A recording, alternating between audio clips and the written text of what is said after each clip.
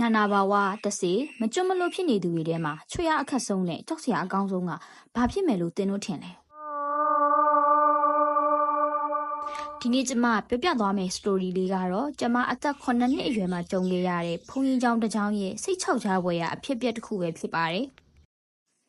ကျမတို့မိသားစုရဲ့ရက်ရွှေရက်မျိုးတွေရဲ့စူပေါင်းအလှူကြီးလုပ်ဖို့ဖိုးဖွားတို့ရဲ့မွေးရမြေဖြစ်တဲ့ပဲခူးမြို့အနီးနားကရွာလေးတစ်ရွာကိုသွားခဲ့ကြတယ်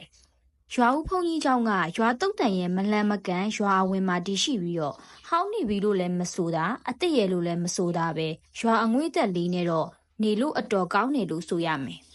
။တင်းချိုင်းကိုတစ်ချက်လှမ်းမြင်မိတဲ့အခါမျိုးမှာတော့ကလေးတယောက်အနေနဲ့ကျမကြောက်မိတာအမှန်ပဲ။စူပေါင်းအလှကြီးမှာကျမရဲ့အကိုတွေဦးစင်းစီးကြတာဖြစ်လို့9ရက်9လီအလှကြီးပေးကြတော့ကျမကတိတ်ပျော်တာပေါ့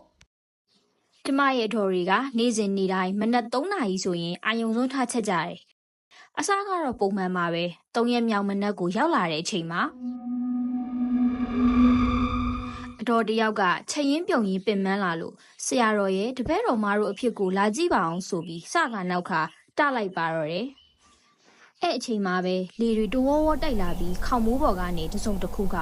ဝုန်းဆိုပြီးတော့ပြေးသွားတဲ့ကိုကြားလိုက်ရတော့တယ်။သူမတားလိုက်တာကတော့လက်ရှိကျောင်းနိုင်ဆရာတော်ကြီးကိုပါ။သူမမသိလိုက်တာကသူမစီကိုအရင်ပြန်လွန်တော်မူသွားတဲ့ဆရာတော်ကြီးကရောက်လာတာကိုပါပဲ။သူမတို့အတော်လေးလန့်သွားပြီးကျောင်းပေါ်တက်ပြေးလာကြတော့တယ်။ထိုအခါမှအကုန်လက်နိုးသွားကြပြီးအကျိုးကြောင့်မေးကြည့်ရင်ဆရာတော်ကိုရှောက်တော့ဆရာတော်ကဂယုတစိုက်နေကြဖို့ပဲမှားခဲ့တယ်။ဒီကိစ္စကဒီမှာရင်ပြီးမသွားပါဘူး။ကျမအကိုတဲကတယောက်အဲ့အချိန်မှာတော့သူကကိုရင်လေးပေါ့။နေခင်းနေ့လေတပားတဲ့အပေါ့အပါသွားရကနေအိမ်သားထဲမှာပိတ်မိနေတော့တယ်။တကားဖွင့်မရတော့ပါလား။ဟေးရှိမှဘသူရှိလဲမစားနဲ့နော်ရက်ဖွင့်ပေး။သူအဲ့လိုအော်နေပေမဲ့ဘသူမှလည်းမဖွင့်ပေးသလိုဘသူမှလည်းမကြားပါဘူး။အချိန်အတန်ကြာမှကိုရင်လေးပြောင်းနေတာကိုသိပြီးလူတွေလိုက်ရှာကြတော့အိမ်သားတွေကကိုရင်လေးကိုတတိလစ်လျက်တွေ့သွားကြတယ်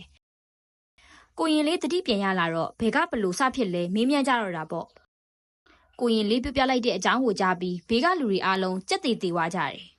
။ကိုရင်အိမ်သားတွေရောက်ပြီးပြန်ထွက်တော့တကားကဖွင့်မရတော့ဘူး။အားနဲ့ကိုရင်လည်းအော်ခေါ်တာပေါ့။နည်းနည်းကြာတော့ကိုရင်အနောက်ကနေအေးဆက်ဆက်အငွေးတက်ကြီးခန်းစားလိုက်ရတယ်။ကိုရင်လှည့်ကြည့်လိုက်တော့မျက်လုံးနီကြီးနဲ့ကိုရင်ကျန်တာတော့ဘာမှမမှတ်မိတော့ဘူး။အဲ့မျက်လုံးတွေကဘလောက်ကြောက်စရာကောင်းလဲတော့မသိပေမဲ့ကိုရင်ကတော့မြင်တာနဲ့တန်းတတိလွတ်သွားပုံရတယ်။ဒီလိုနဲ့ဆရာတော်ကတော့နောက်တစ်ခါပဲသွားအဖော်နဲ့သွားကြလို့မိန့်ကြားခဲ့တယ်။2ရက်လောက်နေတော့ကျမတို့တွေလည်းပြန်မှုပြင်ဆင်ကြတယ်